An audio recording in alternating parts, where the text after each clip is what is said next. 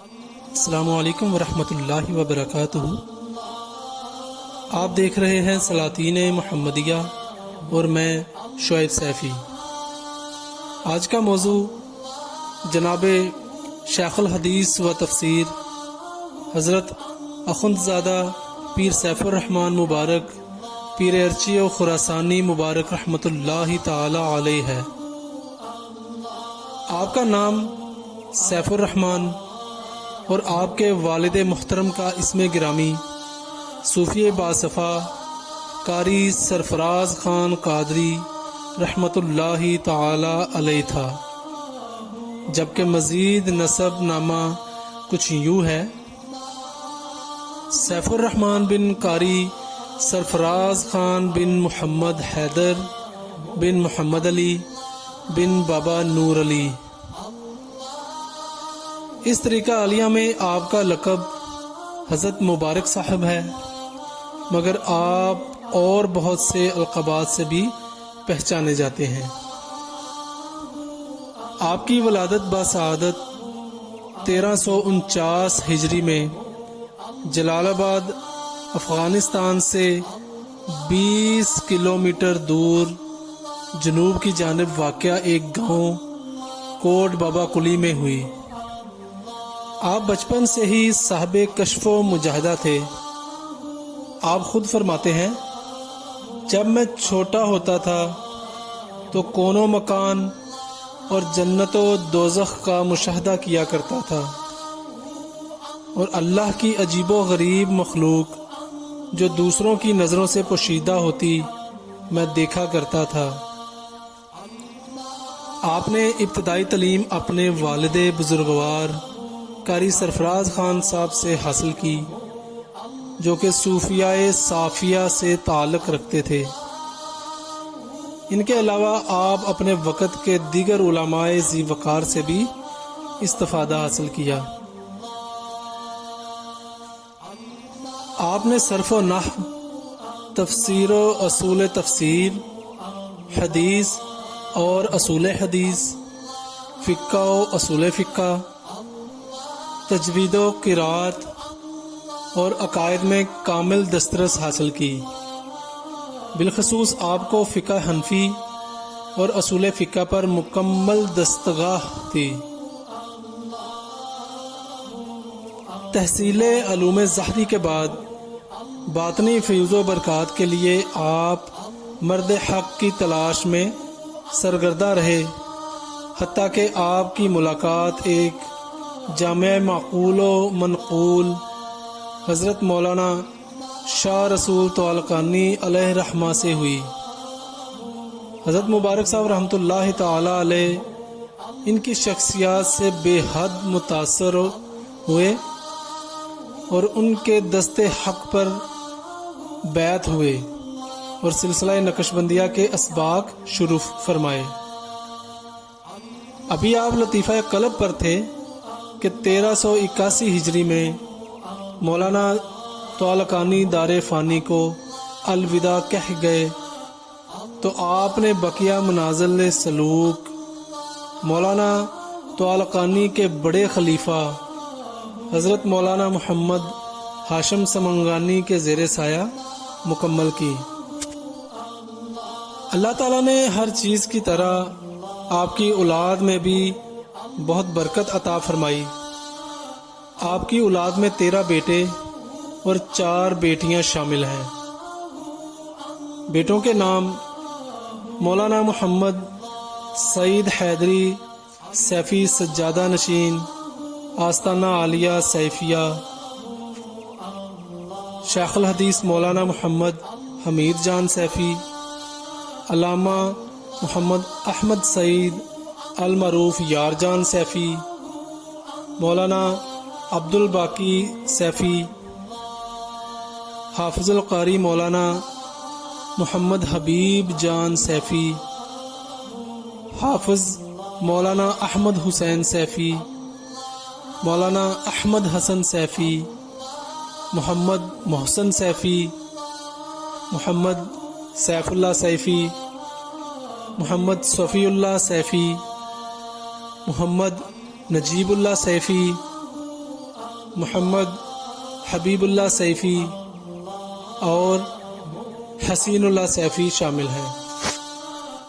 پہلی شادی کے 6 ماہ بعد آپ قطغن شریف لے گئے اور لودین میں سکونت اختیار کی جو قندوز میں واقع ہے۔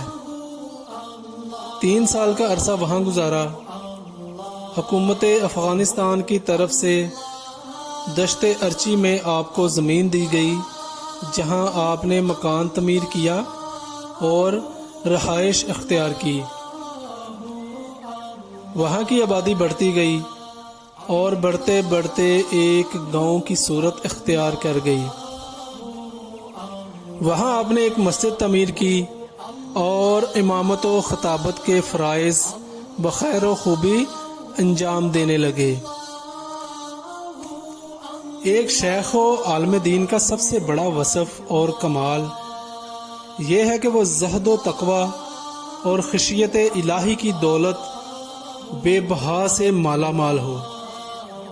حضرت علامہ پیر سیف الرحمن مبارک رحمۃ اللہ تعالی علیہ تقوی و پرہیزگاری میں اپنا ثانی نہ رکھتے تھے، حتیٰ کہ آپ مبارک کے تقوی کا اعتراف تو آپ مبارک کے پیر حضرت مرشدنا قیوم زمان مولانا محمد ہاشم سمنگانی کو بھی تھا، جس کی وجہ سے آپ اخندزادہ مبارک کو مصلی امامت پر کھڑا فرماتے اور ان کی اقتداء پر فخر کرتے۔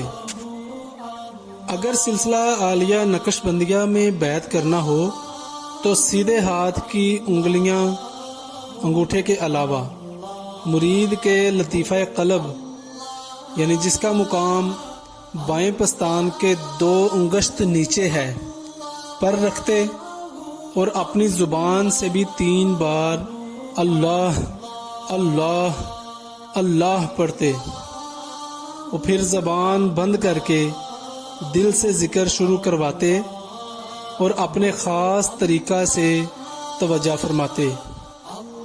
اور اگر سلسلہ عالیہ قادریہ چشتیہ یا سہروردیہ میں بیعت کرتے تو حضور قلبی کے ساتھ ساتھ زبان سے بھی اسباق اور ذکر کرنے کی تلقین فرماتے اور ان سلاسل کے خاص لوازمات کی تعلیم دیتے۔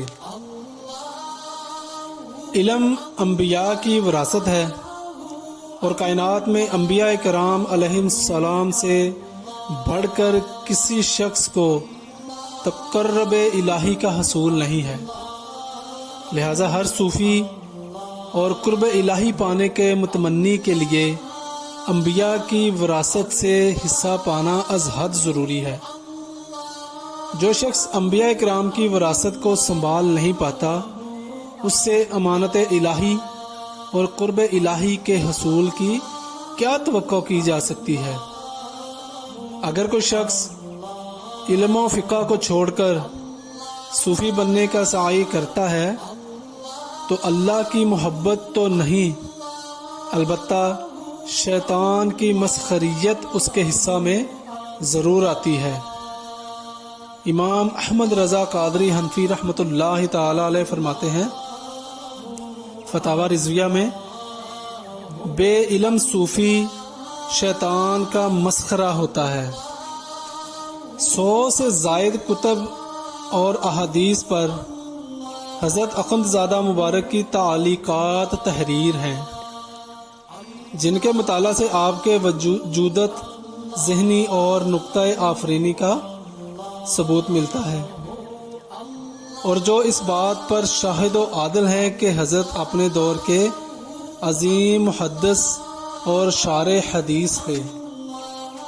حضرت علامہ پیر سیف الرحمن رحمۃ اللہ تعالی علیہ کو اللہ تعالی نے ایسی نظر عطا فرمائی تھی کہ جس پر پڑ جاتی اس کے شب و روز میں صوفیانہ تغیر آ جاتا۔ سرکار مبارک کے چہیتے خلیفہ پیر مفتی عابد حسین سیفی رحمۃ اللہ تعالی علیہ فرماتے تھے کہ اتفاق کی بات تھی، میں آپ مبارک کی خدمت میں حاضر تھا تو آپ کسی شخص کو توجہ فرما رہے تھے، مگر وہ کیفیت روکنے کی پوری کوشش کر رہا تھا، کیونکہ وہ ایک نامور ڈاکٹر تھا اور اپنے آپ کو ان مجذوبوں میں نہیں ڈالنا چاہتا تھا، یا ان کی چیخو پکارو حال و مستی کی کیفیت اپنے آپ کو ڈالنے سے گریزاں تھا۔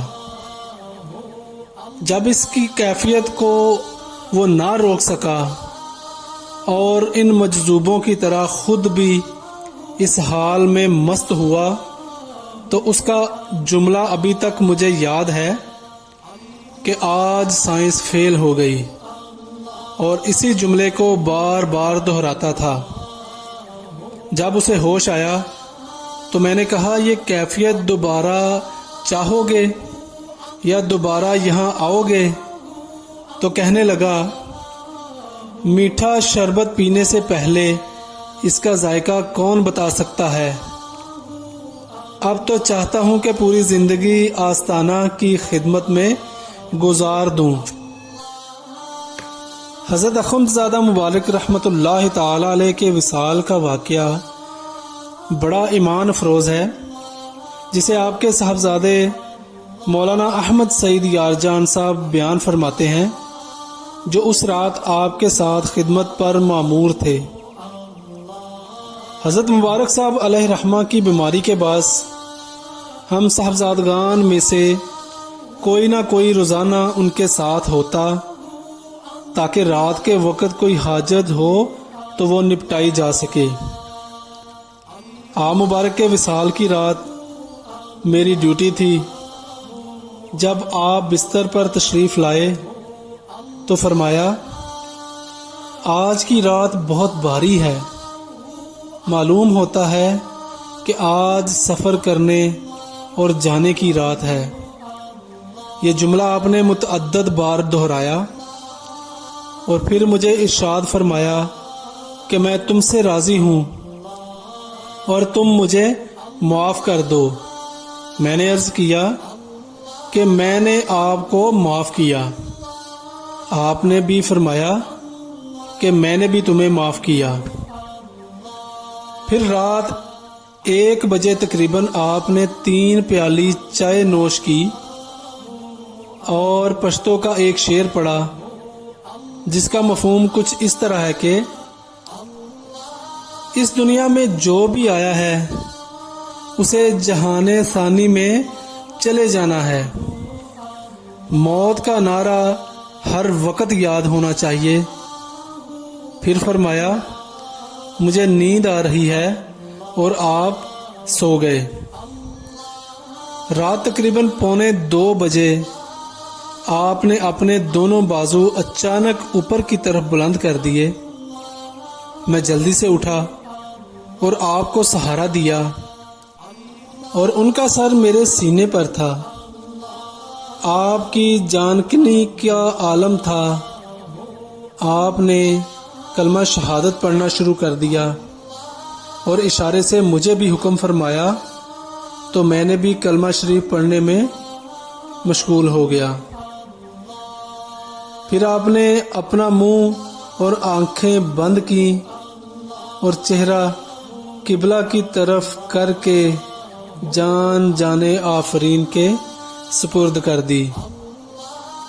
اس طرح 26 اور 27 جون کی درمیانی شب تقریباً 2 بجے یہ آفتاب طریقت اور ماہتاب شریعت اپنی تمام تر رعنائیوں کے ساتھ دنیا کی نظروں سے اوجھل ہو گیا، اور دنیا اللہ کے ایک اور محبوب سے محروم ہو گئی۔ امید کرتے ہیں کہ آج کی ویڈیو بھی آپ کو پسند آئی ہوگی۔ مزید ویڈیوز کے لیے ہمارے چینل کو سبسکرائب کریں، لائک کریں اور شیئر کریں، اور بیل آئیکن کو ضرور دبائیں تاکہ ہر نئی آنے والی ویڈیو آپ تک بر وقت پہنچ سکے۔ السلام علیکم ورحمۃ اللہ وبرکاتہ۔